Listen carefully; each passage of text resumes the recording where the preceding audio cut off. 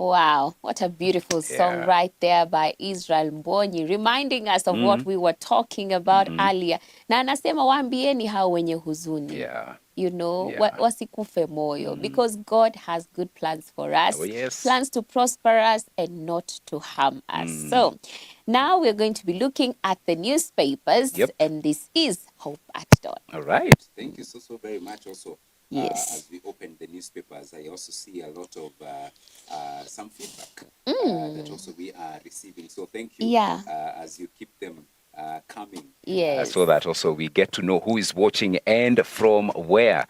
So asanteni sana. But allow us to look at the papers, starting off with the Daily Nation. They go with the headline, flood warnings that were ignored. That is what they are going with. And they also say death toll from deluge rises to 42.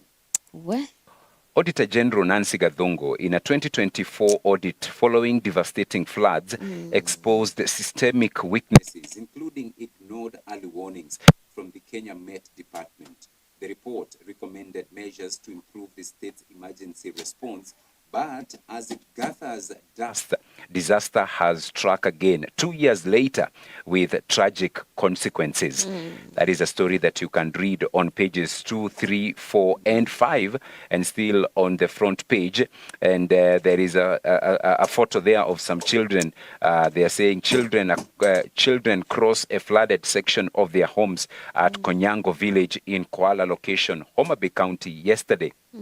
At least 300 people have been displaced by floods in the area. And so this is not just in Nairobi, so many regions being affected in the country.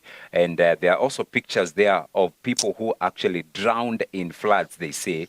Jeffrey Rono, Martin Amani, Rain Taji, Philip Omondi, Alex Njoke, Rose Akmuran. And it's a story that is on pages 2, 3, 4, and 5. So 42. That is the number of those who have passed on. And children. And of course, they are the worst affected when such things happen as well. The children, women, the elderly, even those that are sick. It's quite unfortunate. Read that story, front page, and also on pages 2, 3, 4, and 5 inside the Daily Nation. Still on the front page, ports on sale. Actually, the government is in the final stages of repealing the Kenya Ports Authority Act to pave the way for the privatization of sections of Mombasa Port and 3 berths at Lamu Port. The move will dissolve the authority and reconstitute it as a public limited liability company under the Companies Act. KPA has already begun selecting private operators for Lamu Port berths 1, 2, and 3. The Lamu Special Economic Zone, Mombasa berths 11 to 14, and Mombasa Container Terminal 1. That is a story that is also covered extensively on page number 8. Then some politics here, and there is a photo of President Ruto and his deputy Kindiki, and then on the other end there is a former deputy president, that is Rigathi Gachagua, and former vice president Kalonzo Musyoka. They say strong arm tactics. So they say government critics have accused the state of waging a vicious crackdown on leaders of the United Opposition and Orange Democratic Movement rebels, citing arrests ahead of President William Ruto's visit to Siaya and a police blockade at a church in Meru attended by Deputy President Kithure Kindiki. The story that is covered on page number 7. All right. Yeah, you can read that. Then high schooler, that's the pullout. Meet the students who bring the school news to life. That is the high schooler category, and you can read it inside the Daily Nation this morning. And so that is what is being covered in the nation. All right. And coming to the Standard, it's similar stories here, and I see the headline is on road to sink a pool. Ndio nimeget. You get it? Yeah. If you don't get it, forget about it. Yes, and it goes ahead to help us for those who didn't get it. Singapore fantasy. So Singapore is sink a pool. Literally, it's no longer on the road to Singapore, but sink a pool. quite disheartening, and it says, from floating cars to bodies trapped in flood waters, Friday night storm exposed Nairobi's terrifying vulnerability. As rivers burst their banks and roads turned into torrents, residents fled submerged homes and spent the night trapped in gridlock and rising waters. By morning, the death toll had climbed to 25 as entire neighborhoods lay in ruin. Behind the chaos lies a deeper crisis: years of poor planning, blocked drainage, and unchecked development that have left Kenya's capital city dangerously exposed whenever the skies open. Yeah. And, you know, we had 2 years. We had 2 years to do something about it, because it happened, I think it was around October or so, 2 years ago, when we had a similar situation, and floods and deaths and tragedies. So, you know, you would think that within these 2 years, you know, something would be done, that it would be treated with urgency. Because what I see here is lack of respect for human dignity. You just look at it, Beatrice, even in terms of what happened on Friday. You would expect everything else to come to a standstill. To a halt. You know, to a halt, and everything, every resource, every personnel, every effort, you know, to comfort, to try and find a solution. But look at it. It's business as usual. Business as usual. You know, from the county government to the national government to the county assembly of Nairobi, I would have expected them even to call for special sittings, you know, to discuss what's happening within the city. You know, county government as well of An Nairobi. Apology even. And, exactly.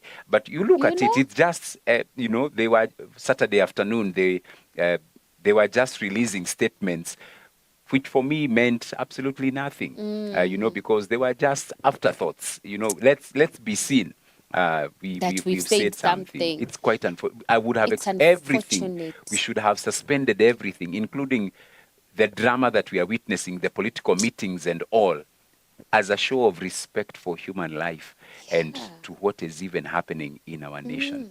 But that's not the case, and that's why I keep saying we are on our own, people. We are on our own. May God help They us. just see you as voting machines, not human dignity. That's why they cannot. Reality. Exactly, that's the sad reality. The sad reality. They see you as a voting machines and robots, and so that's why they cannot suspend even their activities. You know, in the guise of church visits, church services. It's not because 43 people losing their lives and going on as if nothing happened. Has happened, It's quite unfortunate.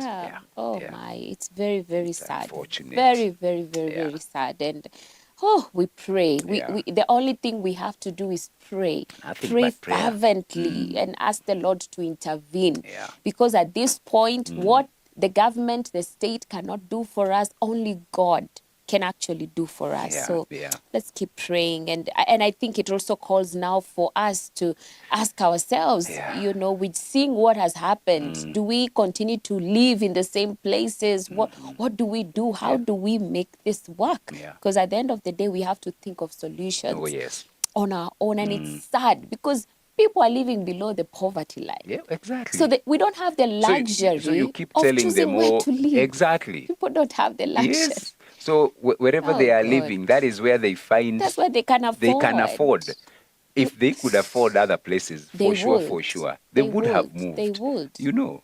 But they now less than $1 for a whole family. You can imagine a family of 5. Moving out is the last thing in their mind. Exactly. Yeah. They have resigned to their fate. May God help us. Only God can help us. Definitely. At that point, there's nothing we can do. Only God can help us. And the other news here, I see Ruto Oburu team to review NADCO. So it's saying here the 10-point agenda. The Kenya Kwanza Alliance and ODM team will hold a joint parliamentary group meeting on Tuesday to receive and review the 10-point agenda report. There's a story covered on pages 6 and also 7. So that's it. But I would love to look at the Sunday. There's a standard here, the pullout, of course, also having some interesting news here. And it says, be a hero for girls. And I think this is just in relation to what we had yesterday being Women's Day, because before these women get to where they are, they begin as girls. So we have to take care of them and look after them while they are still young, so that they grow into the women that, you know, are God intended them to be. So that's it for the newspapers. And so we can take a break, and this one now is to pave way for the video of the day. Yes. Let's get to enjoy, and then we come back and look at it. Right.